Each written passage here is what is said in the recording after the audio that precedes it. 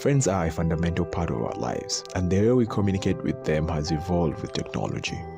We are now able to text our friends from anywhere at any time. But what happens when we encounter poor chatting habits from our friends? How can we deal with it? Welcome to In My Voice. I am your host, Ponaheri, and I am very excited to have you back here again. If you're listening in for the first time, please hit the subscribe button so that you never miss an episode.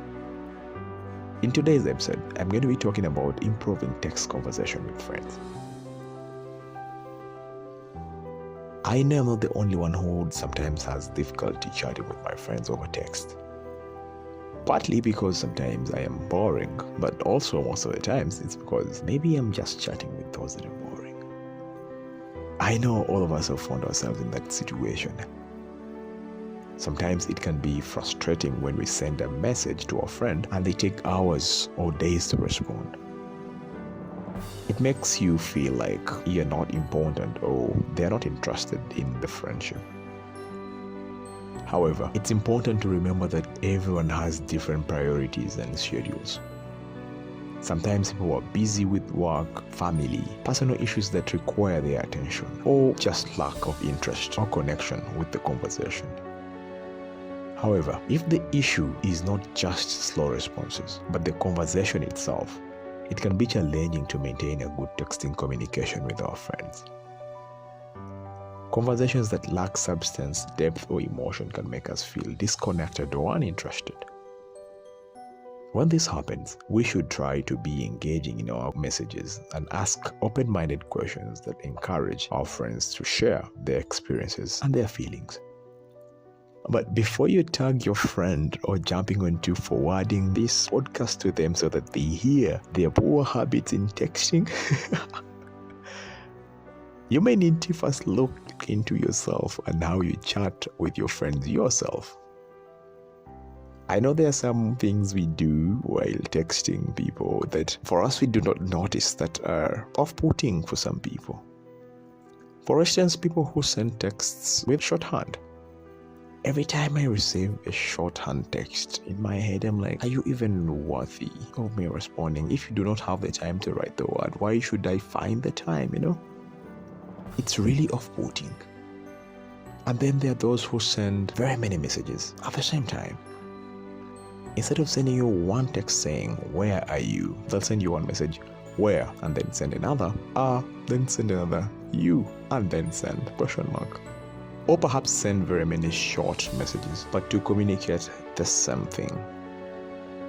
It's anticlimactic to see 9 new messages that basically amount to one single thought. It is annoying. So before you jump onto blaming the other person, I want you to look into yourself, look into your texting habits, and judge yourself before you forward this to make your friend a better texter. And then there is another time. That one friend of yours who normally loves correcting grammar. Imagine you sending a very serious text to your friend or you're trying to catch up. You send them a message like, would you want to have dinner later this week? And then you maybe missed one N in the dinner and read diner. And for them, instead of responding to the message, which they clearly got, they try to correct the spelling of dinner. Annoying, right? I know you've experienced that. We all have that friend who does that. But people don't put the same effort into texting as they do into writing their thesis or application to a job. And finally, I know there are very many, but then there is this one that sends you a message and in your head you are seeing a novel. A very long passage. But text shouldn't be super long. You're not writing a novel, Some of the things put people off and then in return they just become poor texters. We are all familiar with the returning energy. There is that type that doesn't give you the energy. I was talking to someone about the same topic recently when I was conducting my research, and they told me they have the worst communication with their best friend when it comes to texting. They send them a text asking them, how are you? And all they respond is fine. End of text. Who doesn't know that if I send you a text message asking you how are you, it's just good mannered for you to respond and say, I'm fine, thanks, how are you?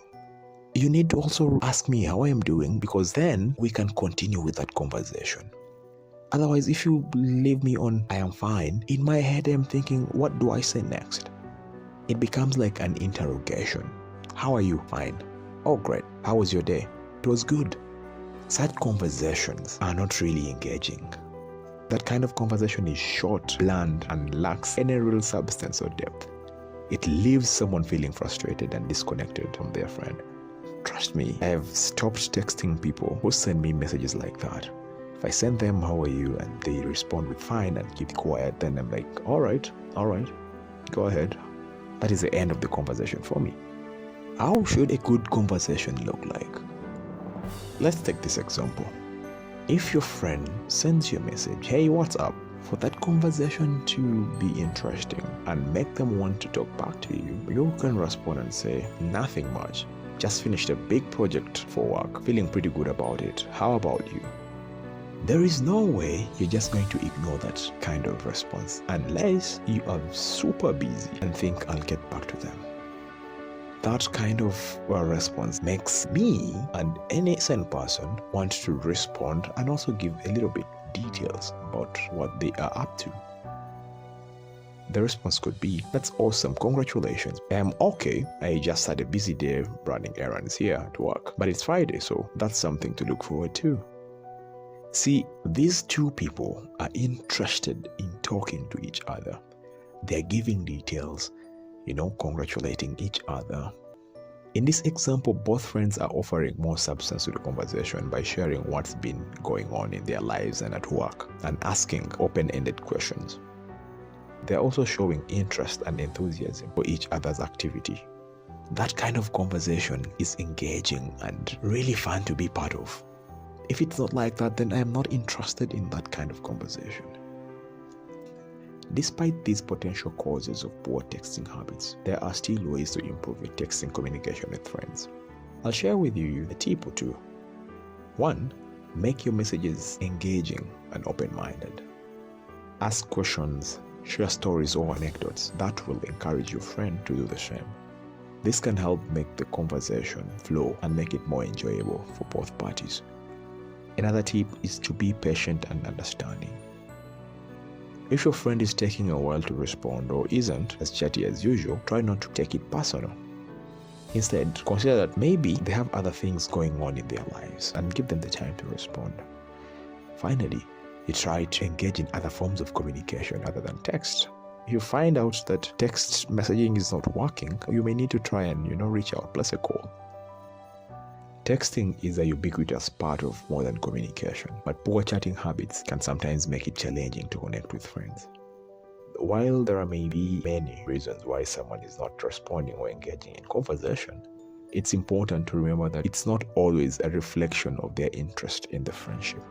I personally have friends that I barely talk to very well when it comes to texting on WhatsApp, but when I call or they call me, we can talk like nothing wrong has ever happened in our inboxes.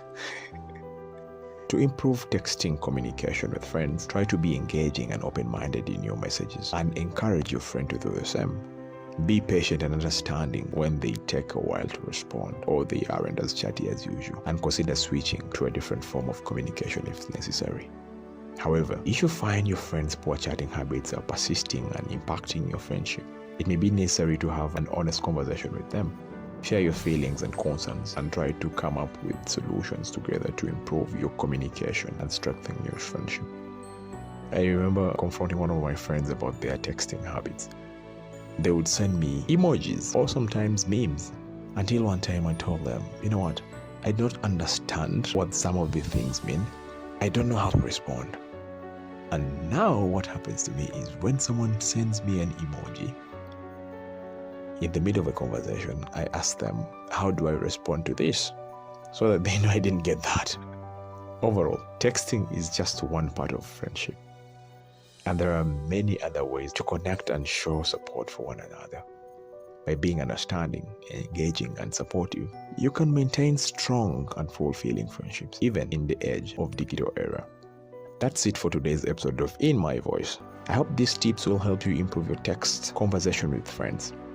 If you have any tips of your own, feel free to share them with us or in the comments. Thanks for listening. I'll see you again next time. I am Bona Harry.